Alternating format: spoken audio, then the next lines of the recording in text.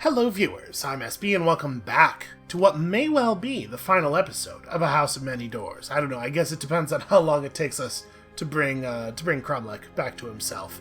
And we are going to do it. Listen, he's gonna die horribly in the house, as are we all. But he's gonna do it as his old self. Damn it, we owe him this much. Is this actually a good thing to do? I have no idea, but we're doing it.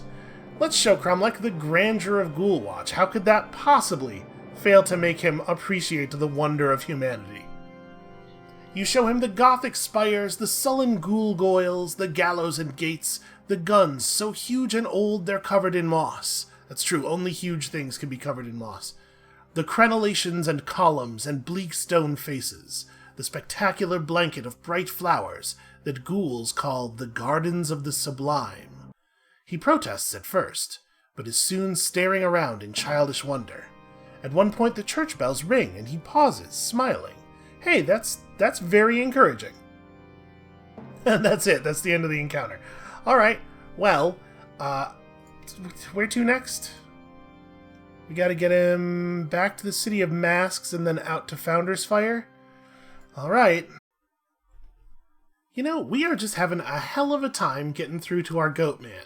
We showed him some poetry, we showed him some dead people. How about a stage play? This has gotta work, right? It requires a great deal of subterfuge and an overlarge trenchcoat to smuggle the fighting, raving Cromlech into the theater. When you finally have him settled down, he is an absolute nightmare, until the lights dim. After that, he is silent and entranced. You are watching the labors of Dan Carcadan, the tragedy of a unicorn-masked hero. When he defends an accused murderer from a lynching, the people turn against him and hang them both. By the play's end, the audience are bawling with tears. Cromlech weeps hardest of all. That evening, you spot him writing again, the first time he's held a pen since the ritual. Okay, that's promising, unless he's writing another rant about how awful human beings are, which he absolutely might be. We have no reason to think he isn't. Alright, one more. Alright, here we go. We've had semi-promising results from the other cities. Hopefully this'll be the one that turns them all the way around. You force Cromlech to walk Founder's Fire by your side, showing him everything about it that he used to love. The roaring flame of the Founder's engines, the acrobats, the carnivals, the bizarre spectrum of alien life wandering the streets. He snarls a bit, and occasionally tries to bite you. Hey, come on, dude. Let's keep that in private, shall we? But he's quieter than usual, and his bitter scowl softens. You even buy him an ice cream, and he eats it daintily. Alright, well, I guess let's step back outside and see if that's done it, if he's feeling a little bit more back to himself. Okay, that's promising. Cromlech comes to speak with you. He is polite and calm, almost his old self. Thank you for reminding me who I am, says Cromlech. He's even wearing his old clothes, ironed and cleaned. You have always been kind to me. I was wrong to fight you. I'm sorry. He pauses for a long time. But I cannot forgive humanity. I have seen your sins. I know why the other goatmen fight you or hide from you. And I would like you to take me back to the Goatstones. Oh, boy. Okay, but what about our whole deal, dude? I will miss what we had, and there are tears in his eyes. But I cannot love you again. Not now. He clasps your hand gently and squeezes. Then he turns away, and leaves without waiting for a response. Wow. That's... I mean... It would totally let me just try the tryst again, though. Okay. Pretend for narrative purposes that I didn't click this button, but I'm actually kind of curious if the game has totally forgotten already the thing it just told us. Yep, it has. It has absolutely just not taken account of that. Ignoring that thing that just definitely didn't happen, this is actually like a really sad story. It is not usually the case that romantic entanglements in video games end this way, or honestly, usually at all. If you're playing a game where you have a party of people with you and you engage with one of them in a physical, romantical type way. It usually is just sort of assumed to go on open-ended forever past the end of the narrative. This is definitely something different. Alright, well, I guess it's time. I'm honestly pretty sad about this. I get it. Obviously, I have some issues with forgiving people as well, given the thing I'm going to do to the house here, but it's still sad.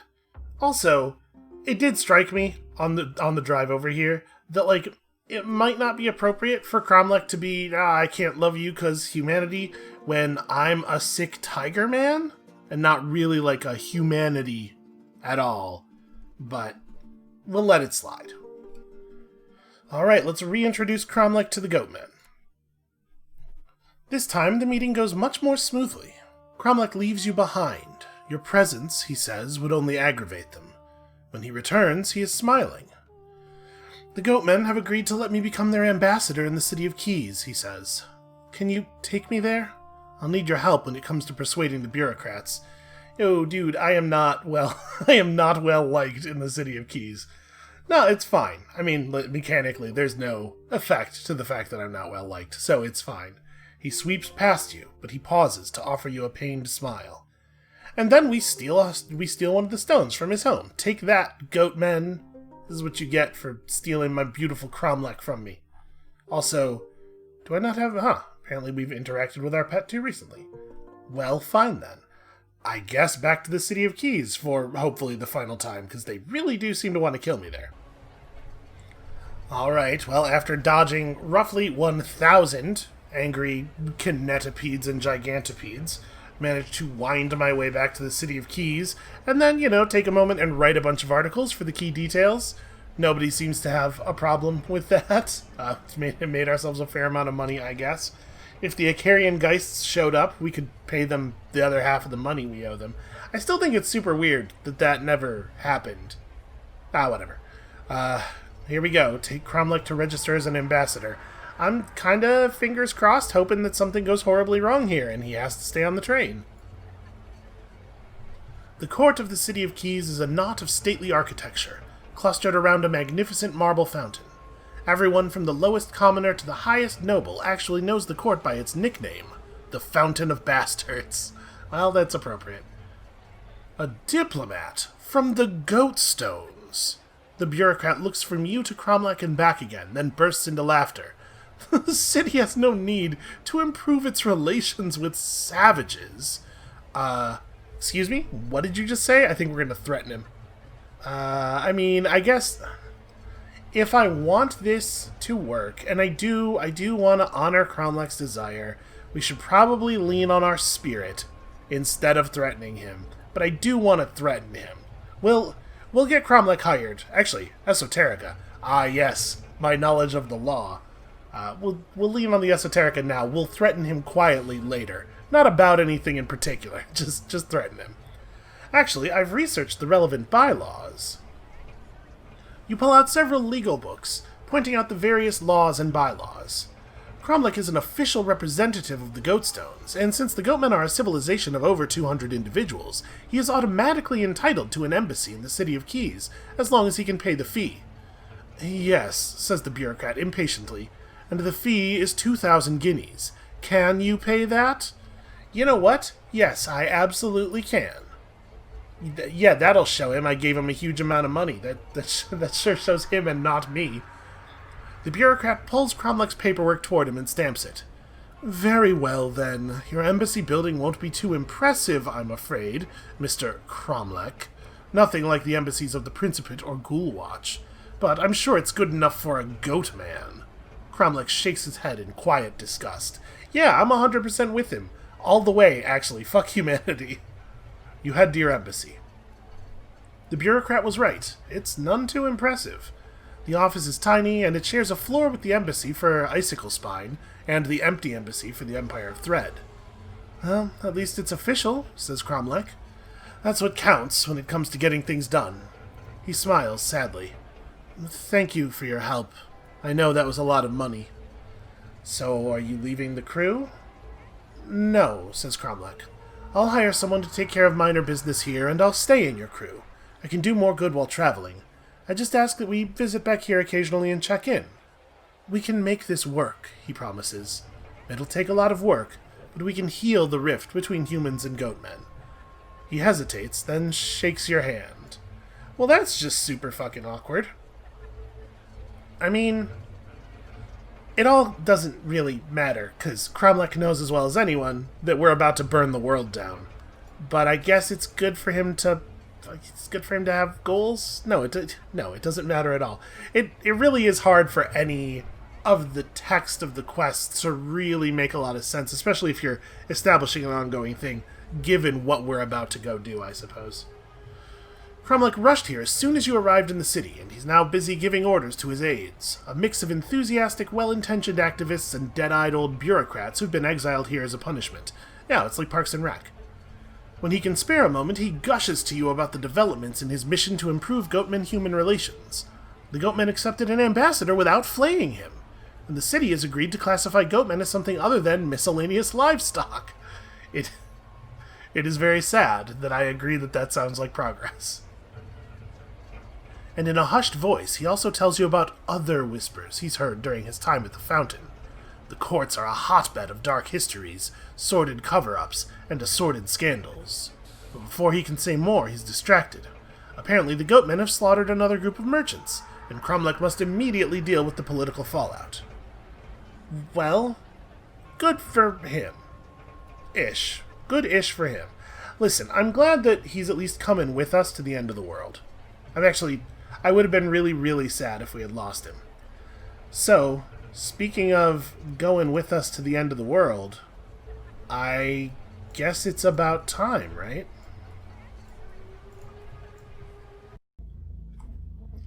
Alright, here we are, beyond the wall of locked... Damn it. Beyond the wall of locked doors, headed to the threshold. We're very close now.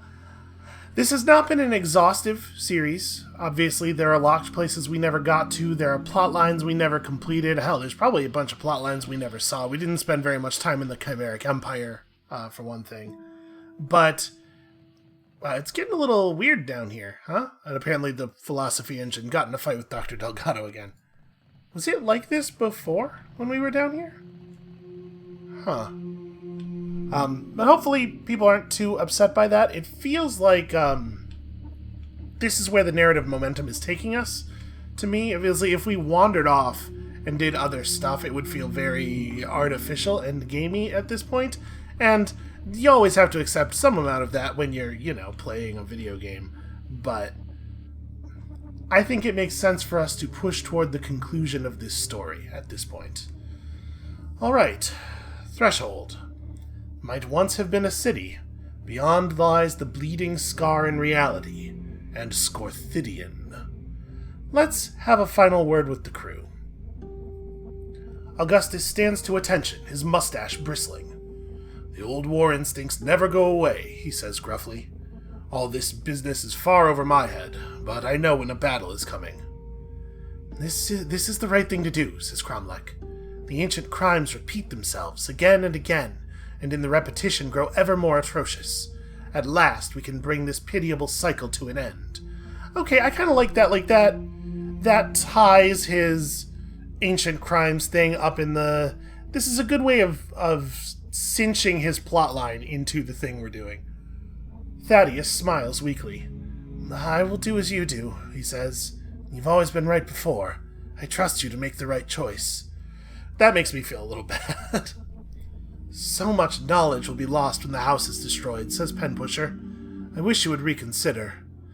But I suppose it's too late. He sighs. I'll spend my last few days reading. Much as I enjoy being existent, I am forced to agree that the destruction of the house is the greater good, says Genevieve. Thousands of worlds will survive and thrive. The population of the house is not so great as to outweigh that. I only wish the decision wasn't down to us, she sighs. I would like a few more years.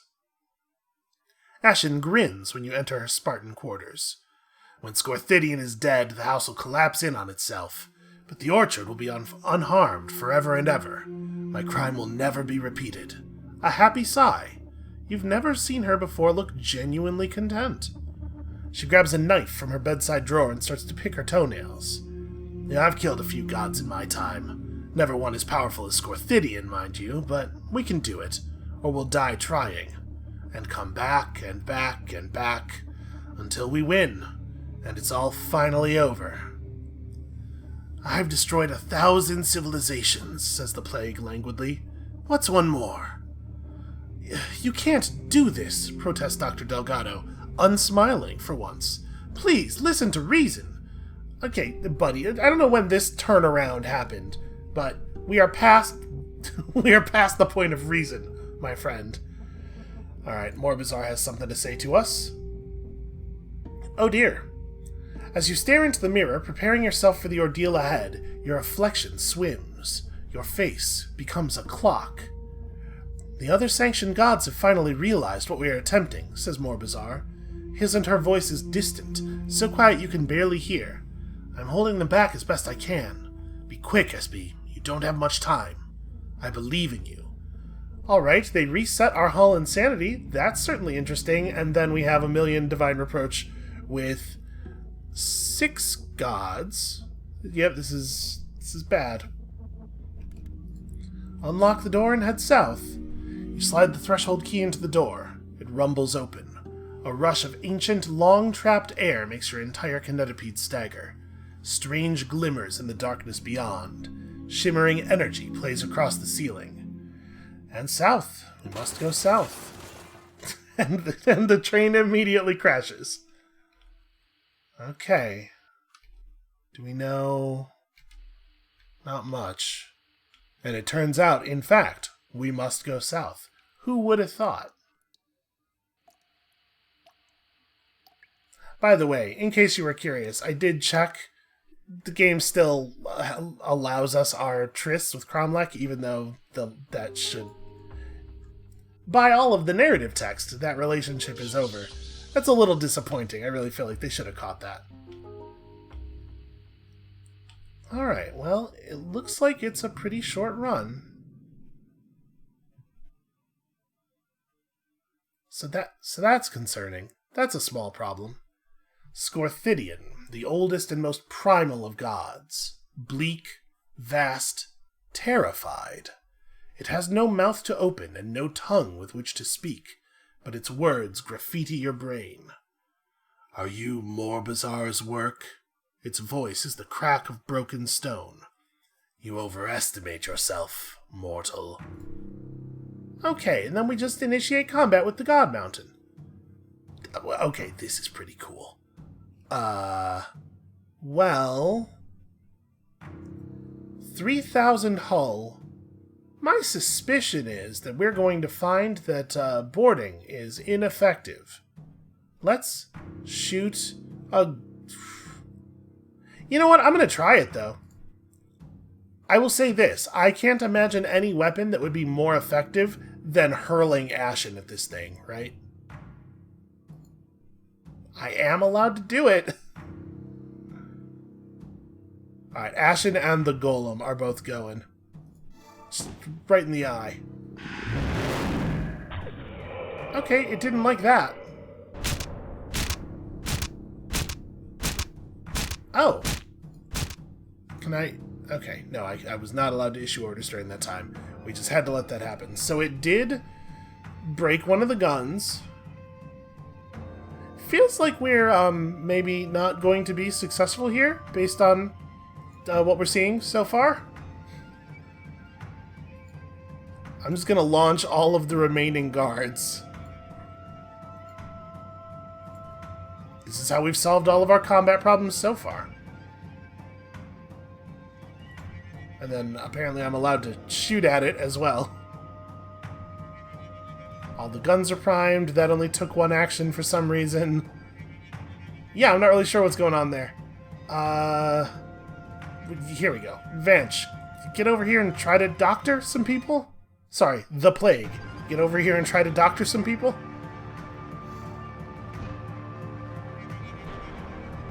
It is not clear to me. I don't think these guys are doing anything at all.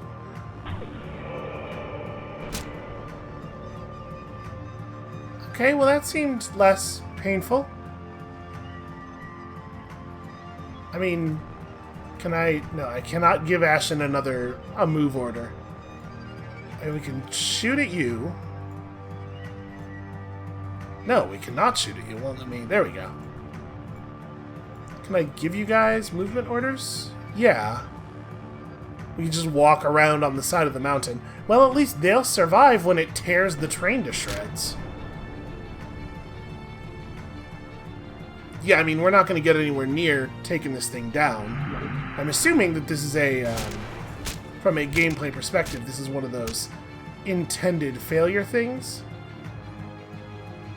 Because there's no universe where we could possibly... I mean, okay. We have very few things left that we can even do. I guess to order the engineers to the guns? But like I say, I'm assuming this is an intended failure thing, so I kind of wish it would just get to the... It's not actually doing much damage to our hull. It's just easily, like, completely trivially and unavoidably killing everyone on board, and...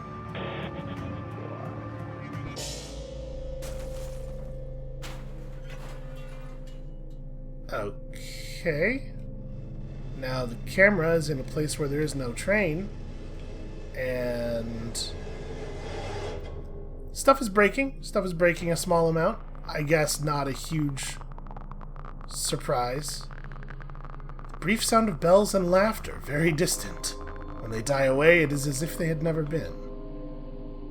I'm pressing the movement keys, and we're getting the sound of movement. I am noticing that Augustus no longer has his quest option available.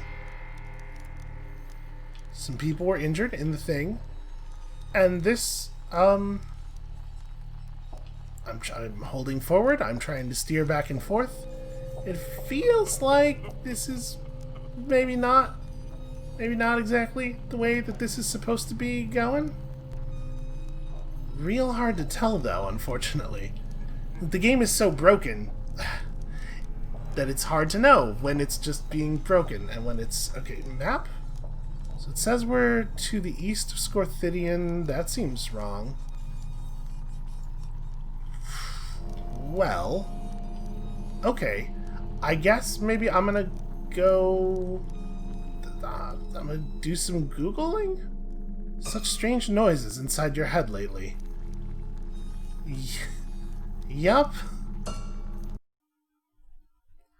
Okay, well I'm pretty sure it was broken there. It did make an autosave for us at this moment, so I just reloaded and we're going to try this again, and of course, in true broken House of Many Doors fashion, reloading the autosave killed the music and it's just not coming back. It's fine. There we go. Clicking the button made the music happen again.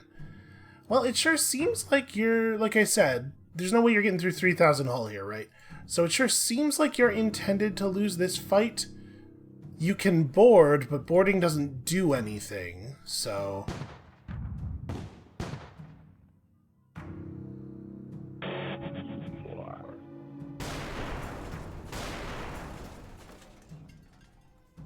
Yeah, I mean, we'd only need to get 9 more rounds of that off. Get him, Golem.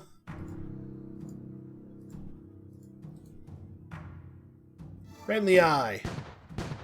Yeah, the golem does not do any damage at all. That's a shame. Then again, like I was saying, you know, obviously we're not intended to be able to pull this off. Wow, that just straight murdered one of the gunners. So that gun is broken. Fire, fire. We're pretty much just killing time until the thing happens, right?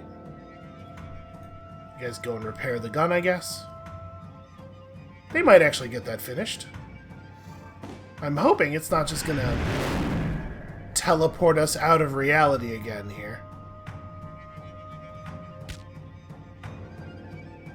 Spire, lookout, is beset by imagined devils. Ashen is in the fetal position, screaming mindlessly. That doesn't feel in character for her. Alright, well, Well, we fixed the gun. Yeah, we'll just shoot some fungus in his eye. See how he likes that. Oh, I guess I have one more action. Dr. Vanch, go try to help these people.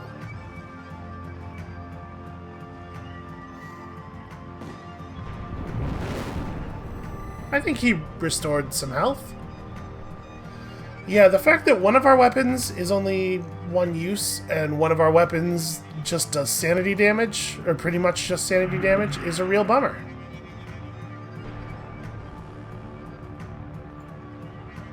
Well, for the moment, they live.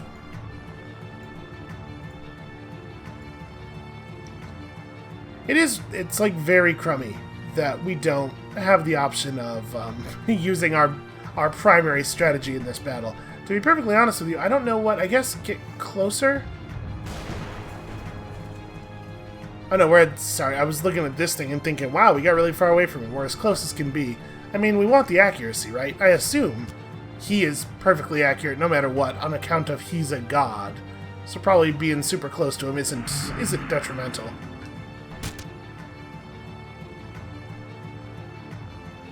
Man, I really hope you are not supposed to actually just wear him down very slowly over many, many turns of combat, because that sucks.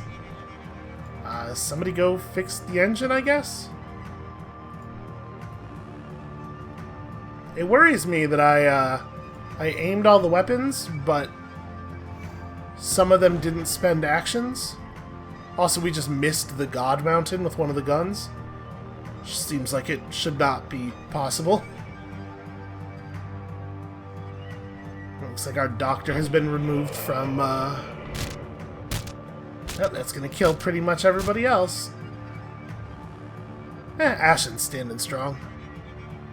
So that gun is broken. Boy, I don't know what there is to tell people to do. You get over here and help fix this thing, and then we are good? Or, I mean, like... Sure doesn't seem like sending guards across does anything, but also I don't know what else to have them do. I guess all of our guards are behaving erratically, so we can't... Oh no, you're not. Kane Waldeck. Get over there? Apparently he took damage from the missile fire that happened long before he arrived, which is a real shame.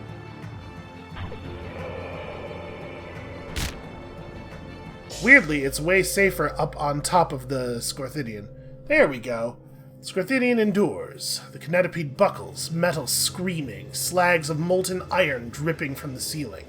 The fury of the god is breaking you apart. The flesh crawls from your bones. A brief moment of fire and agony, and then... You've died? Is that a real... Okay, that is a real death. So they do actually want you to win that fight, which sucks a huge amount. The way... Okay, it's doable, but it means we have to drive all the way back up north to Civilization and buy different guns, because the fungus gun and the golem gun don't work against Scorthidian. And we can just replace that stuff with real weapons, but that sucks a lot, and it does sort of like treat a lot of the combat playstyles as invalid, particularly the combat playstyle that you are mechanically incentivized to use is treated as invalid, so... Alright, well, I guess I'll go get different guns and come back. Alright, well, I just drove all the way to Ghoulwatch, basically across the entirety of the map, and then bought a bunch of big, heavy-ass cannons, and then drove back. So let's see how doable this is this way. Did I remember to equip the I think I remember to equip the cannons. I think we're good. I'm like 80% sure that we're good. Let me have a look. Okay. Yes, the old bombastic howitzer. High damage, low accuracy. I mean, the accuracy probably doesn't... We're shooting a mountain, right? So the accuracy probably doesn't matter that much. Plus, we'll be point blank with him the entire battle if last time is anything to go by. Alright, let's get bombastic. I have no idea. Huh. He's at way less health this time for some reason. I don't think we did anything differently. I wonder if it remembers the damage you did on previous attempts? Is this the same amount? Oh, for some reason that's doing huge sanity damage. I guess people don't like being shot with a howitzer? Who would have thought? Come on, don't... Yeah. Just kill everyone in the area. Well, this is definitely better. Maybe I hit him in the eye, and that's why his sanity went all...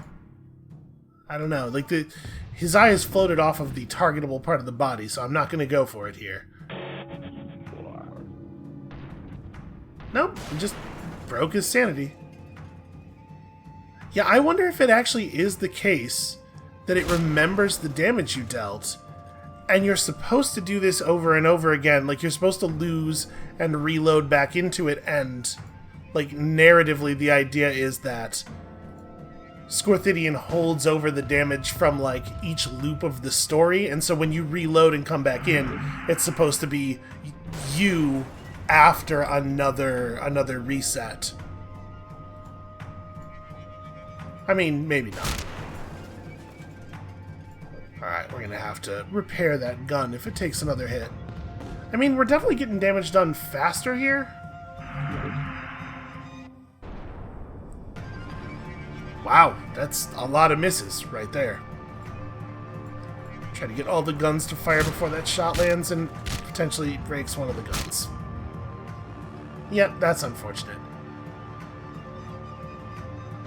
I guess we'll see in a second here. We'll probably lose because our sanity's going to drop to nothing. And then we'll reload and see if he does in fact remember the damage.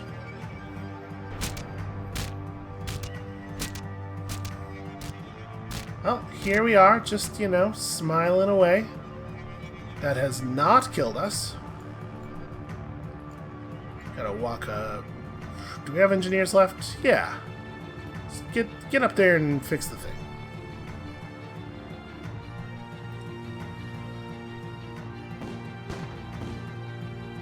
I mean, we're not going to do more than a couple hundred damage here. Tops, though, right?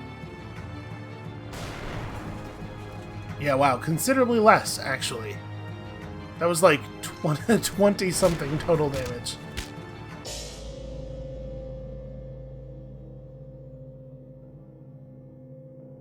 Oh, okay. Alright, you died. That's it then. And then we hit continue, and it puts us right back there. We hit end it, and he's at 1,000. Yep, okay, it is in fact remembering. Yeah, I wonder if you are intended to perceive this as like the you coming back on future. Why can I not fire a gun? Oh, for some reason, no one spawned in that weapon bay. That's not how that should be. Yeah, one of my gunners is just missing. Well, let's have it be an engineer. Ace, get over there and operate that gun.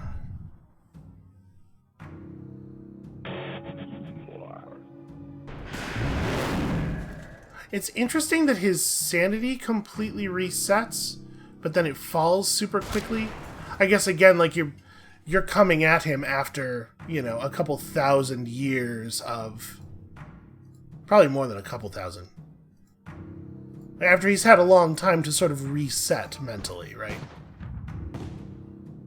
But then he is quickly terrified by the fact that he is being shot with huge mortars. And it looks like they really start to curtail your damage after a certain amount. Right, because like we're doing a huge amount of damage relative to what we were seeing in the last couple volleys of the last version of the fight. Get an engineer up here. Okay. My guess is we're not going to get it on this go, but the next loop should work. It's like I kind of like that narratively. It is assumed that this ending takes place after some number of playthroughs, and so they just talk about the other playthroughs as though they happened, even if they didn't, which is a neat trick. You know, why bother to predict whether the player has played before? Just talk as though they have. Let them figure it out. Did you not repair this gun? Maybe we'll send another... Delgado, get up there and fix the gun. Or, alternatively, don't. Yep, he sure didn't. But yeah, you can see we're doing way less damage per shell that lands here. So on top of the previous playthrough thing, they want to make sure, absolutely sure, there's no way you could pull off a win in a single combat. So at some point they just cap your damage really severely, because they want you to realize that you are living it over and over again. Can I please get someone to... There we go.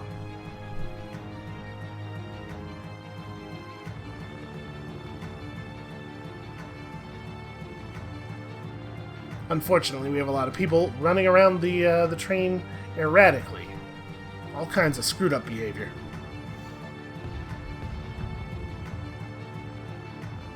And double, unfortunately, sometimes they move after everyone else has moved.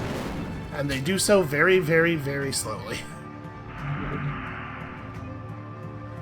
Alright, are we gonna... We might get him this time. I guess it depends on how many misses we get each round.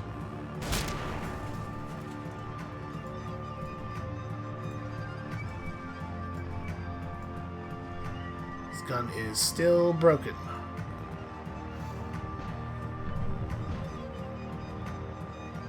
Yeah, it sure looks like it's just not going to take any repairs, huh?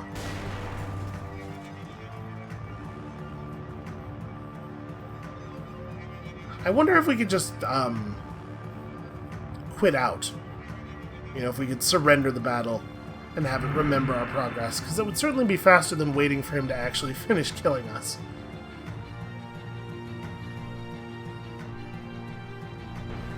And we're down to the point where we're doing like 20 damage per shell here, so it's not like we could possibly kill him. I will say I'm very dissatisfied with a narrative from the game that makes it so that hurling Ashen at the eyeballs of the problem is not the correct way to solve it. I get that in general, maybe the people who are working as guards on a Kinetipede not up to melee combat with Scorthidian. But they spent an awful lot of time building up Ashen as, like, the most ultimate badass. It would be really cool to see her just get all up in that eye, you know? Alright, we did turn all the guns back on. If this doesn't kill us, we might actually have him here. Depends on exactly how little damage the shells do.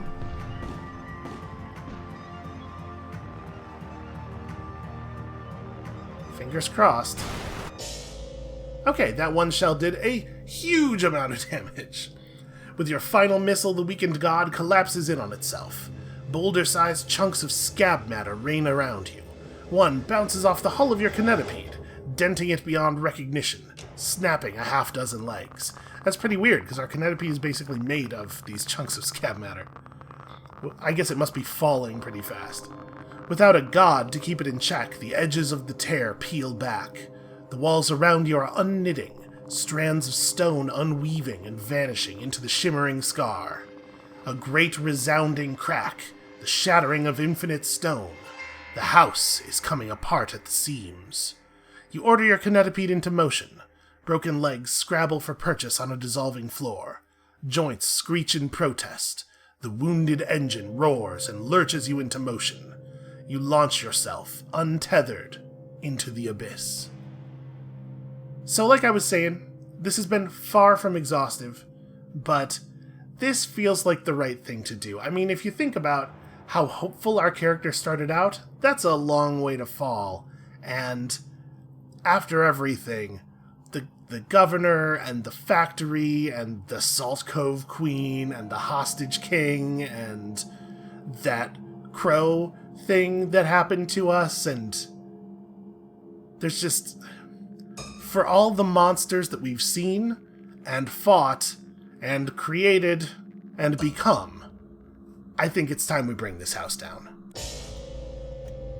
Oh, maybe I did it already. I brought the house down. House is down. And it makes you actually watch while it deletes the saves. That's a nice touch. Although it might look a little bit better if the text fit inside of the little band. There's lots of little problems like that with the game. So, like, what is it actually going to do?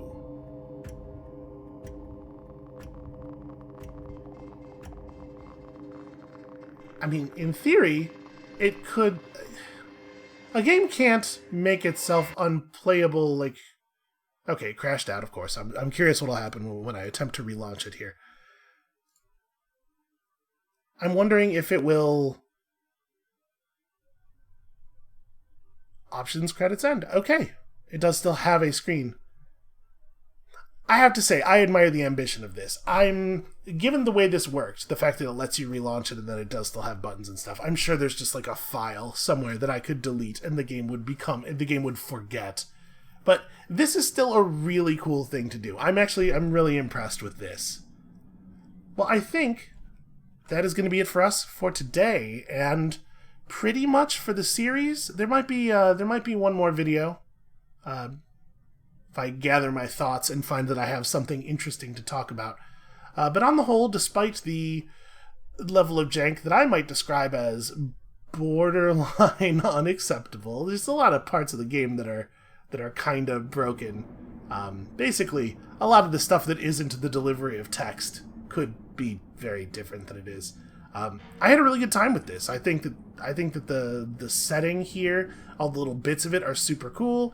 I was a little annoyed with how much it felt like completely separated points of light in infinite darkness, and I feel like as we went on, after I made that complaint out loud, that complaint became less and less valid as things started to interconnect more. Basically, I just had a really good time with this. I'm glad that I found time to play it. Thank you all so much for watching. I am also really glad that so many of you stuck with me through a thing that turned out to be considerably longer than I thought it was going to be. Thank you all so much for watching, and when you come back next time on Monday, we'll have something new. I don't even know what yet. And we'll see you then.